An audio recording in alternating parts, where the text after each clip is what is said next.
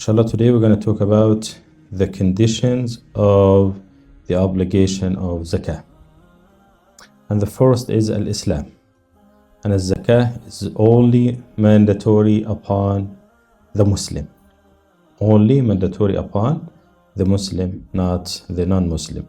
And of course, it should be taken from the Muslim and given to the Muslim. Okay? We don't take it from the disbelievers and we don't give it to the disbelievers. They can take from the charity. If a non-Muslim is in need or in a calamity, we can help them with the charity, not the zakah. The zakah should be given only to Muslims. Okay? And of course, he must be free, not a slave. And this is, alhamdulillah, we don't have it right now.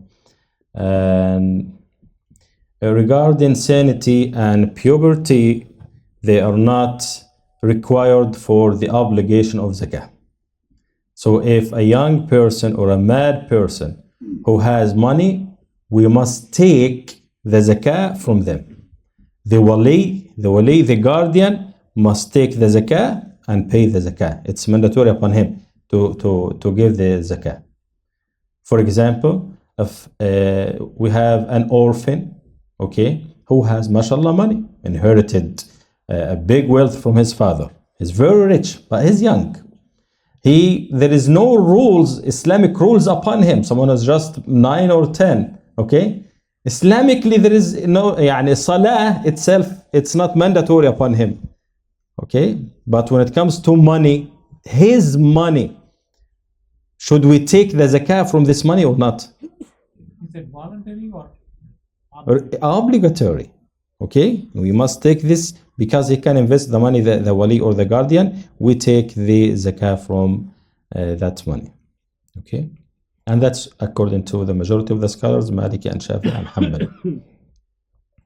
And regarding the things or the money that zakah is required or obligatory on, the 5 types of wealth are gold and silver, minerals and buried treasures, trade goods, crops and fruits, livestock. That's the types of wealth that zakah is obligatory on it. Inshallah, we're going to talk in details about every one of it, inshallah. And one of the condition is al-milk at-tam, complete ownership is a condition. Okay, you must own it.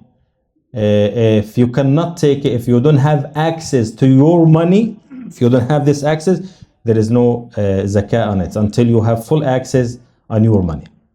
Okay? Or like what? Let us give some examples. Okay. Like zakat al-dayn. Zakat al-dayn. If you lend some person some money, and let us say this man is rich and mashallah he recognized your money or acknowledged, and he will give it to you back, and he mashallah is in a good condition, he will give it to you back after 2 years or 3 years as you agreed upon. But after 1 year, should you pay zakah on that money or not? Okay, that's exactly what Aisha radiallahu anha said, what Abdullah ibn Umar said, what Ikrimah, the student of Ibn Abbas, said.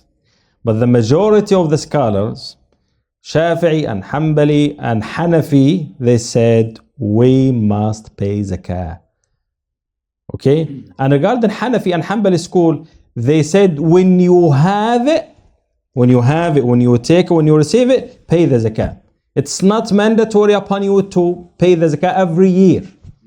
You can delay it until you take it back, according to Hanafi and Hanbali school. According to Ikrimah, the student of Ibn Abbas, and Aisha and Ibn Umar, they said there is no zakah. So according to Hanafi and Hanbali, when you have, you can pay every year, or you can delay it until you take it, and you pay for every year. It was for 5 years. You're gonna pay the zakat of 5 years. Got it? And that's the condition or the madhab. And that's qard hasan. But look, we have another يعني condition or يعني a state. If someone is in need and you know his condition is terrible and you guarantee you will not take your money, خلاص. In this case, according to the majority of the scholars, there is no zakah. There is no zakah. And some of them, they said, when if Allah subhanahu wa ta'ala, well, after 10 years or 15 years, if you receive your money, you pay zakah for 1 year, just 1 year. And some of them, they said, you don't have even to pay for 1 year. You start a new year, and after 1 year, you pay the zakah. Got it? Okay, regarding haram money, is it mandatory to pay zakah? If someone stole 1 million and is asking a sheikh about the zakah, oh sheikh, should I pay zakah or not? Okay, so the zakah is not accepted according to the 4 madhab. The zakah is not accepted, and the money should be returned to its people, all of it. But that's in a case that the man stole the money, so it belongs to some people. But what about this mas'ala? Yeah, the money is haram, but it doesn't belong to anyone. Yes, or drugs or whatever, wine. Okay, haram business. That's his money, but it's haram. And now he wants to repent to Allah subhanahu wa ta'ala. I want to repent. I know I have done a lot of mistakes. I want to repent to Allah subhanahu wa ta'ala. Tell me about my money. Someone is famous or whatever, an actor or something, and I want to repent. Or a singer. If you say you must get rid of all your money, sorry, I will not repent. Right?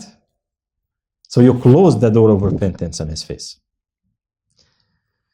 And we respect those who said yes. Some scholars, actually most of the scholars, to be honest, they said he must get rid of all this money. Okay, but the chosen opinion which I choose, the opinion of Sheikh Ibn Taymiyyah rahimahullah, he doesn't have to to get rid of it. He just repent to Allah subhanahu wa ta'ala, as Allah subhanahu wa ta'ala said, فَمَنْ جَاءَهُ مَوْعِظَةٌ مِّن رَبِّهِ فَانْتَهَى فَلَهُ مَا سَلَفَ وَأَمْرُهُ إِلَى اللَّهِ. Okay, whoever received a maw'idha, a nasiha from Allah subhanahu wa ta'ala, command from Allah, and he repented to Allah, he can take what he has and amruhu ila Allah, his condition is to Allah subhanahu wa ta'ala. Got it? Okay, that's regarding the haram.